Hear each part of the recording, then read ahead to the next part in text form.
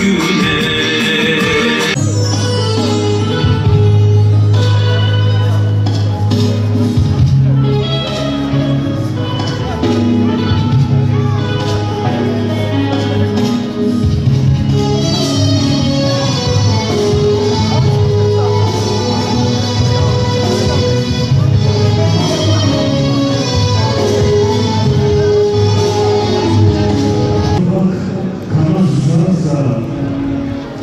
Bekletmesin aşılacak günleri, bekletmesin aşılacak günleri.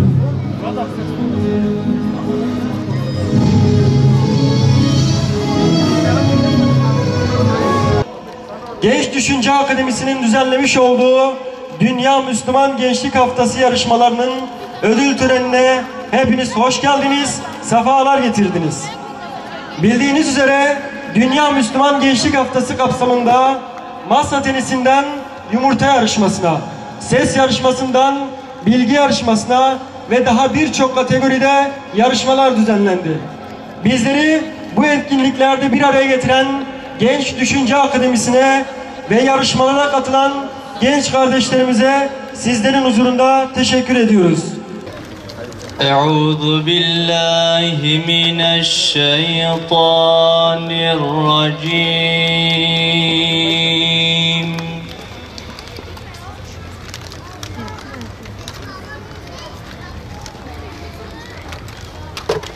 بسم الله الرحمن الرحيم لا يستوي أصحاب النار وأصحاب الجنة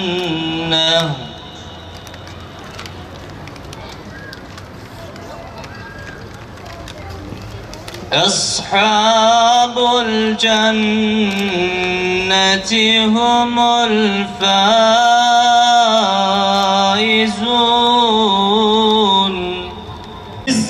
Daire-i meşruada kalmazsanız o gençlik zayi olup başınıza hem dünyada hem ahirette hem kabirde kendi lezzetinden çok ziyade bela ve elemler getirecek.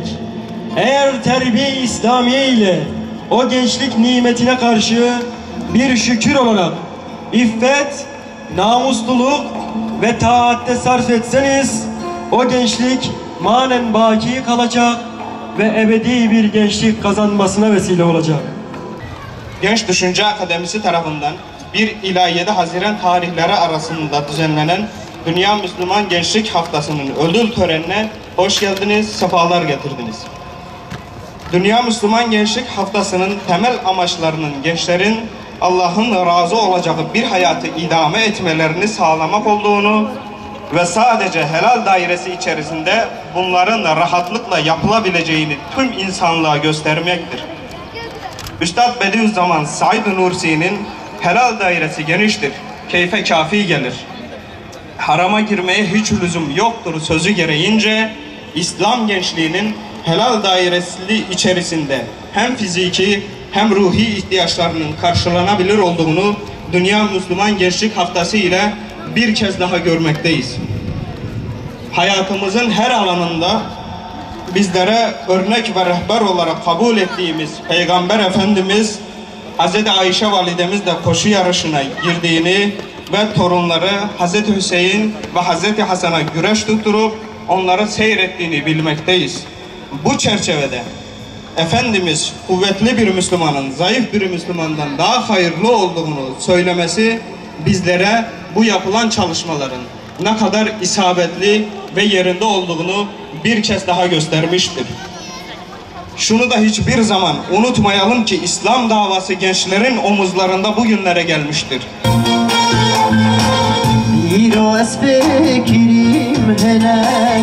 اسكتم بحرابي بني هيرو اسبكريم هناك اسكتم بحرابي بني من دديد عاجب قالك يكود قريل يكود كلك من دديد عاجب قالك يكود قريل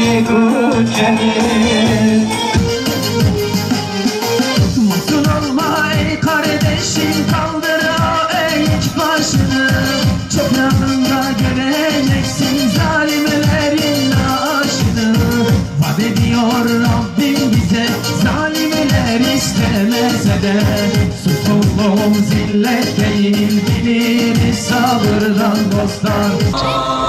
Çıkardın Yusuf'u kuyudan, Yakup'un yanında melek gördüler. El etek öpenler, Nil yatağından fırlatan pek bir bilek gördüler. Cesur kızlarla geldin, bilge analarla, çölü ağlatan şen yiğitlerle. Zehirden bezenler, çalışkan arılarla bezenmiş petek gördüler. Ne Sedat ne Nasır, 7 Beyza görmüş gibi birden ışıdı Mısır.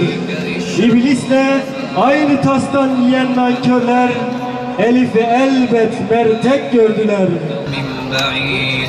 Ey hasırda namaz kılan önder, zindana sığmayan hür kartal, onlar adamdı diyen çocuklar, cennete atılan ilmek gördüler. Bunu unutmayalım. Dünya büyük bir ailedir. Öyleyse aile de küçük bir dünyadır. İşte arkadaşlar, dünyanın dengesini alt üst etmek isteyen insanlar, insanlık düşmanları, o yüzden dünyayla baş edemedikleri için işi kısa yoldan halletmenin peşine düşmüşler. Bugün bütün insanlık ve dünya düşmanlarının aile ile uğraşmalarının, aileyi yıkmak istemelerinin temel nedeni budur.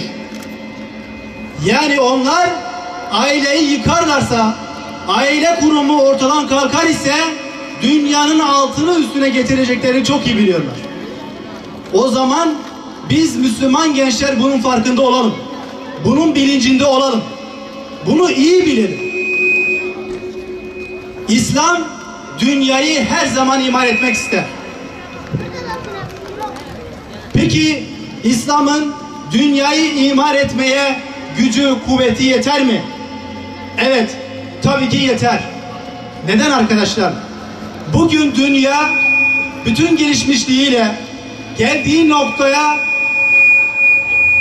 bütün insanlığın ve bütün ülkelerin, gelişmiş olan bütün ülkelerin, buna bilgi, buna teknoloji de dahildir.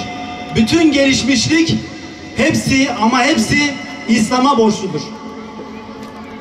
Sebebi ise şudur kıymetli misafirler. Unutmayalım ki bilimin kaynağı ilimdir. İlimin kaynağı vahiydir.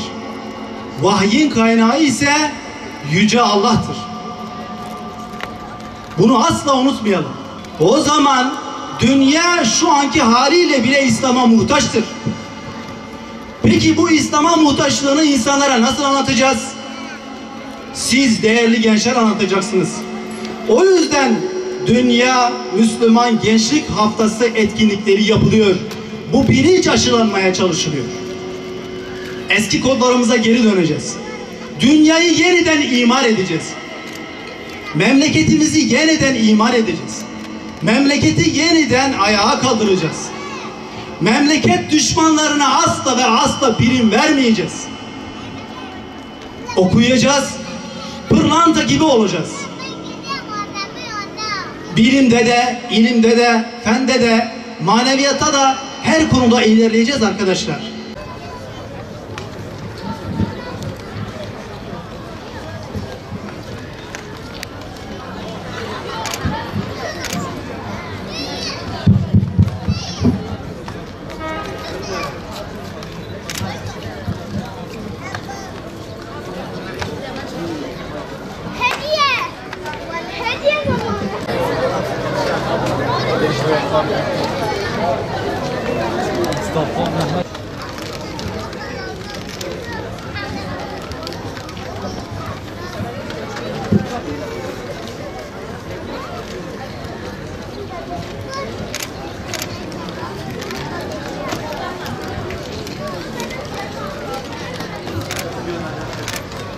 Birinci olan Mehmet Enes Okra kardeşimizi buraya davet ediyorum. Birinci olan kardeşlerimizi tekrardan sahneye davet edelim. Bir toplu fotoğraf çekme olsun.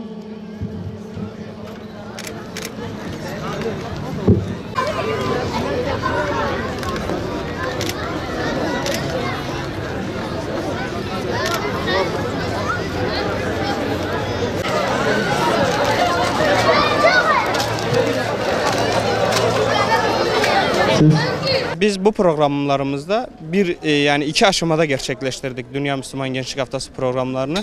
Bir açık alan etkinlikleri, bir de kapalı alan etkinlikleri.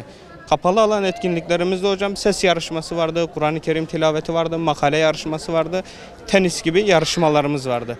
Yani gençlere faydalı olabilecek ve onları geliştirebilme adına böyle birkaç farklı yarışmalar düzenledik.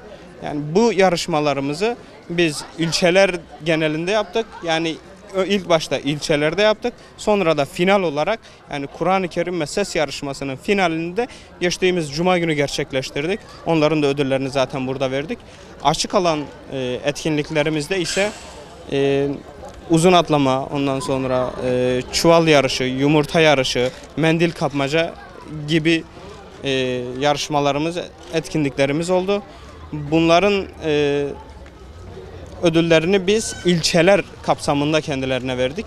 Bu çalışmalarımızla hocam yani biz gençlik deyince birçok hani boş şeyden ziyade gençliğin de hani Müslümanlıkla yan yana geldiği zaman gençlik gerçek anlamını kazanıyor ve gerçek anlamını kazandığı zaman da bir şekilde etkinlikler yapılabiliyor. Ve faydalı etkinliklerin yapılabildiğini biz bu şekilde görmüş olduk. Hani gençlik ve Müslümanlık kavramlarını birbirine yaklaştıran bir yönü vardı bizim etkinliklerimizin. Mümkün olduğunu da ve hatta gerçekten yaptığımız zaman da gençlerin de memnun olduğu ve yüzlerinde tebessüm oluşturan etkinliklerimiz oldu.